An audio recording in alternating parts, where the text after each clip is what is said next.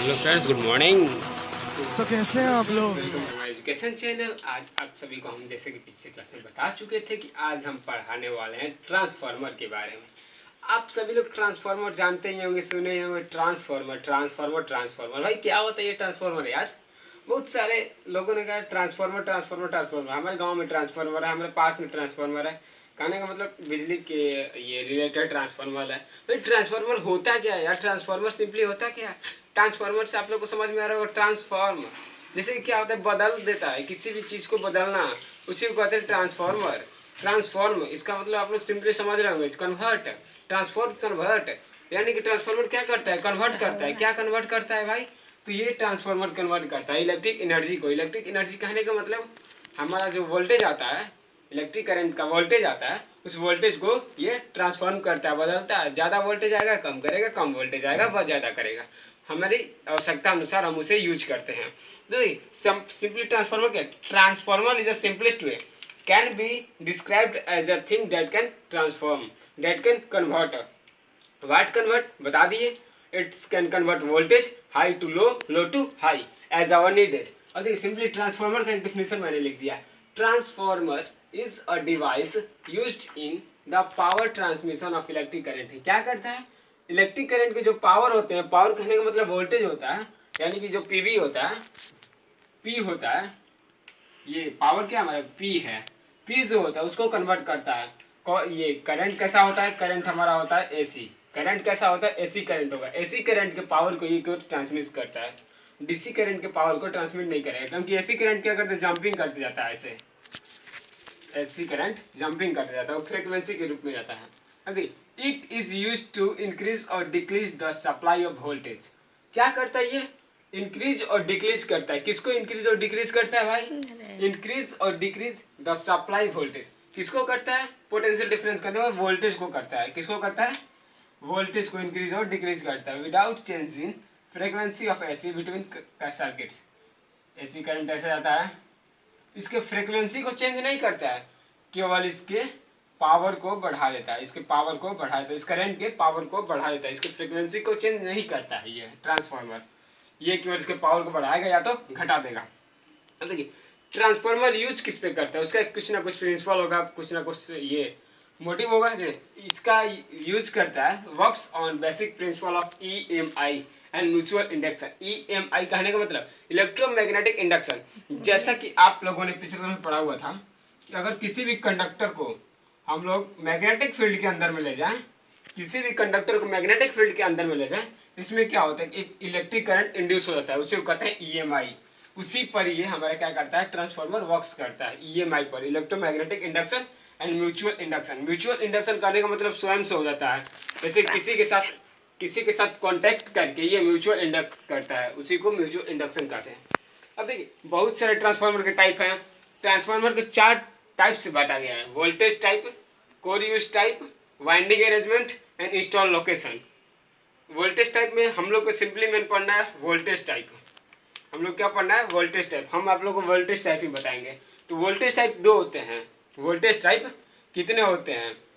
2 होते हैं। पहला होता है स्टेप अप, दूसरा होता है स्टेप डाउन।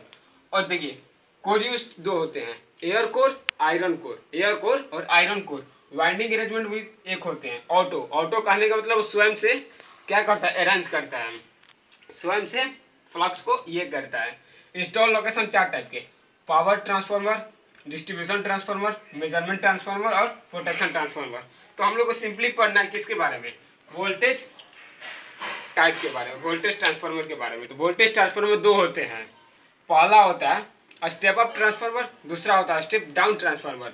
तो स्टेप अप ट्रांसफार्मर क्या होता है?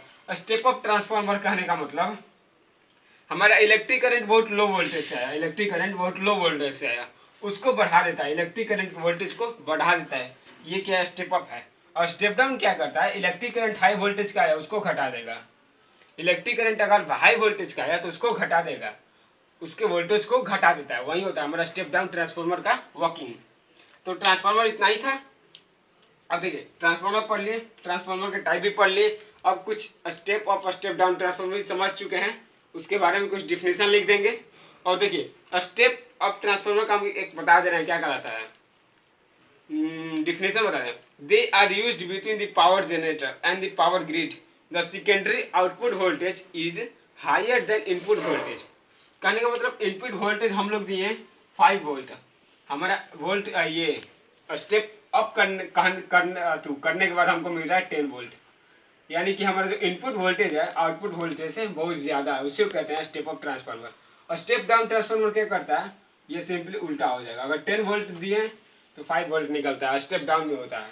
इतना ही नहीं होता है, मैंने एग्जांपल से आप लोगों को समझा दे रहा हूँ कि स्टेप डाउन और स्टेप अप क्या होता है, तो आप लोग समझ गए होंगे। इसमें क्या होता है, इनपुट वोल्टेज, ये स्टेप अप में क्या होता है, इनपुट वोल्टेज आउटपुट वोल्टेज से कम होता है, ठीक। और स्टेप डाउन में क्या होता है, इनपुट वोल्टेज आउटपुट वोल्टेज से ज़्यादा होता है। ये समझ गए। इसके बारे में पढ़ना नहीं, इसलिए हम इस सब के बारे में बताएंगे नहीं। अब कुछ इसके और नोट्स बचे हैं, तो नोट्स आगे हम बता दे रहे हैं, बस इसे क्लीन करके। और देखिए, इस चैप्टर का नोट्स हम आप लोग को इस डिस्क्रिप्शन बॉक्स में 2-3 दिन के अंदर में दे देंगे। डिस्क्रिप्शन बॉक्स में फेसबुक पे हम अपना पोस्ट कर देंगे, उसी पर आप लोग जाके देख सकते हैं इस ट्रांसफार्मर का नोट्स। तो अच्छे से बना लीजिएगा ट्रांसफार्मर का नोट्स। अभी आगे भी कुछ दिखा दे रहे हैं हम आप लोग को, ये नोट्स आप लोग इस नोट्स को अच्छे से पढ़ लीजिएगा, अच्छे से नोट कर लीजिएगा, क्योंकि ये ट्रांसफार्मर के बहुत सेपरेट नोट्स हैं, सेपरेट टाइप हैं, नोट्स नहीं है, ये टाइप हैं। हम लोग ट्रांसफार्मर की वर्किंग को समझने की कोशिश करते हैं। तो The working principle of transformer. Actually, transformer is a machine, but it does not have any moving part. That is why a transformer is referred to as a static machine. A transformer has 3 main parts: 2 windings and a metallic core on which the windings are wound. Windings are in the form of coil made of a good conductor of current. The windings of a transformer play a main role in the machine. The winding coils behave as an inductor. When an alternating current is allowed to flow through any of the windings, there will be an alternating flux produced surrounding the winding. The magnitude of this flux is proportional to the magnitude of the current flowing through the winding. The direction of the flux is according to the direction of current. The direction of the current in the winding can be found out by applying right-hand grip rule. This rule states that when we grip our right hand with stretching the thumb along the axis of coil or winding, and other 4 fingers along the direction of current in the coil, then the thumb indicates the direction of produced flux inside the coil along the axis. This flux becomes maximum in magnitude when current reaches its maxima for 1/2 cycle of the alternating current wave. The flux becomes 0 when current in the coil crosses 0 axis. Again, for next half cycle, the flux becomes maximum but in opposite direction when current reaches to its reverse maxima. In this way, alternating current produces continually varying flux surrounding the winding. The flux lines link the winding itself, and the flux is varying, so there will be self-induced EMF across the winding. This phenomenon is due to Faraday's laws of electromagnetic induction. This induced EMF or voltage, whatever you say, is same in magnitude and opposite in polarity of supply voltage. Supplied alternating voltage causes alternating current in the winding, which produces continually varying flux inside and outside the winding. This continually varying flux produces induced EMF across the winding. So we can say that the supply voltage is caused, and induced voltage in the winding is an effect of this cause. Hence, according to Lenz's law, this induced voltage will be in opposite polarity of supply voltage. Since, according to Lenz's law, effect always opposes cause. This self-induced voltage across the winding does not depend upon the number of turns in the winding, but depends on the supply voltage. But the voltage induced per turn depends on the number of turns in the winding. This is nothing but induced EMF divided by the number of turns in the winding. We have said that there is another winding in the most basic transformer, but till now we have not discussed it. Now we are coming to second winding in the transformer. Supposing one separate winding is brought nearer to the first winding, then this second winding gets kinked with a portion of varying flux of first winding. Due to this varying flux linkage, there will also be an induced EMF across it. This induced EMF would be quite small, as because the flux linkages is small. Hence, rate of change of flux linkage is also small, and according to Faraday's laws, induced EMF across a coil is directly proportional to the rate of change of flux linkage. If now we connect a closed circuit across the second winding, we will get a very tiny current through the circuit, provided the second winding is placed much nearer to the first.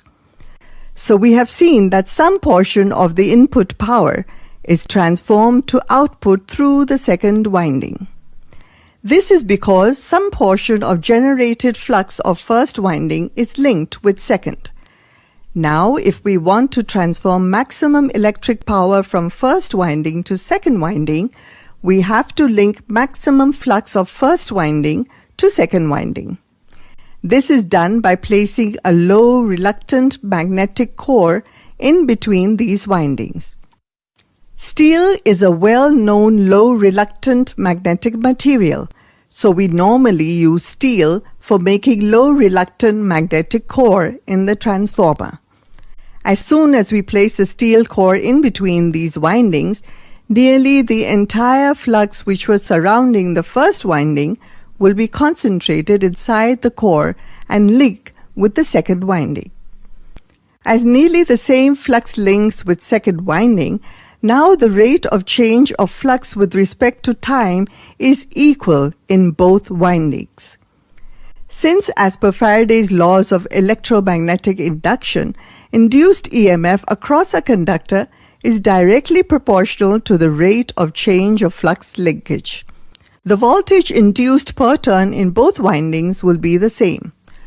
We have already explained that voltage induced across the first winding is the same as the supply voltage.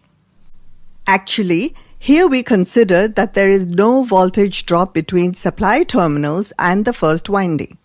This is an ideal case. For theoretical purposes, we will consider that condition. As this first winding is connected with supply, it is referred to as primary winding.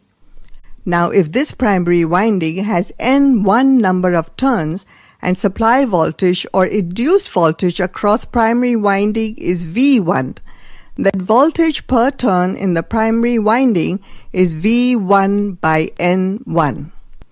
So far, we have understood that exactly this V1 by N1 voltage will appear across each turn of second winding.